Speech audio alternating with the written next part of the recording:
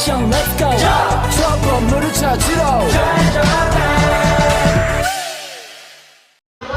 Assalamualaikum warahmatullahi wabarakatuh. Perkenalkan, kami dari kelompok 4 akan memaparkan materi tentang perlawanan Kesultanan Mataram melawan VOC. Sebelum masuk ke materi, kami akan memperkenalkan diri kami masing-masing. Perkenalkan, saya Nurlia selaku ketua dari kelompok 4. Saya Febriana. Saya Dewi Puspita. Saya Sabila. Saya Nurlia akan menjelaskan bagaimana pemberontakan rakyat Mataram terhadap VOC. Pertama, pemberontakan rakyat Mataram. Sultan Agung adalah raja ketiga Mataram yang berkuasa untuk periode 1613 sampai 1645. Salah satu cita-cita yang dimiliki Sultan Agung adalah menyatukan Pulau Jawa di bawah kekuasaan Mataram dan mengusir kekuasaan asing dari Nusantara seperti VOC. VOC juga terus berusaha memonopoli perdagangan di Jawa yang membuat para pedagang pribumi mulai mengalami kemunduran. Oleh karena itu, Sultan Agung sangat menentang eksistensi VOC di Nusantara, terutama di Jawa. Saya Febriana akan menjelaskan konflik antara Mataram dan VOC. Adapun konflik antara Mataram dan VOC yang pertama, antara Mataram dan VOC terjadi pada 8 November 1618 ketika Gubernur Jenderal VOC Van Peter Zoncon memerintahkan anggotanya Vandermarch menyerang Jepara. Penyerangan ini membuat Mataram mengalami kerugian yang sangat besar.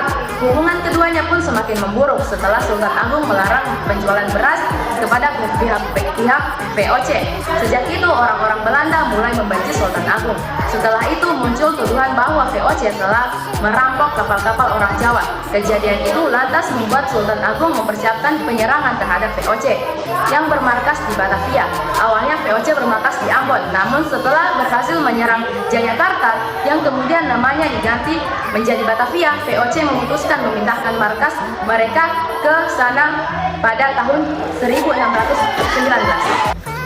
Saya Dewi Puspita akan melanjutkan penjelasan dari teman saya, yaitu konflik antara Mataram dan VOC. Sultan Agung terhadap VOC dilaksanakan tanggal 22 Agustus 1628.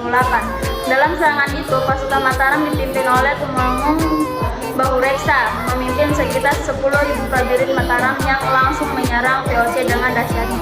Namun VOC langsung menembakkan meriam-meriamnya tiada henti dan mempropagandakan prajurit Mataram. Pasukan Mataram pun satu persatu mulai gugur. Dengan demikian, serangan pertama yang dilakukan pasukan Mataram terhadap VOC mengalami kegagalan. Tidak kurang dari 1.000 prajurit Mataram tewas dalam pertempuran ini. Saya Sabila Bella akan menjelaskan serangan kedua Sultan Agung terhadap VOC. Serangan kedua setelah gagal di serangan pertama, Sultan Agung melancarkan serangan kedua yang dipimpin oleh Kiai Adipati Jumina, Ki E Puger, dan Ki E Purabaya pada tahun 1629. Persiapan prajurit Mataram pada serangan kedua ini terbilang jauh lebih matang dengan kekuatan yang lebih besar. Total ada 14.000 prajurit Mataram dikerahkan untuk menyerang VOC. Mereka mendirikan lumbung-lumbung padi di daerah Tegal dan Cirebon sebagai perbekalan selama bertempur. Akibatnya, pasukan Mataram tidak memiliki persediaan makanan apapun. Kesimpulannya, Mataram kembali mengalami kegagalan dalam serangan keduanya terhadap VOC. Setelah Sultan Agung wafat pada 1645, Mataram pun jatuh ke tangan VOC.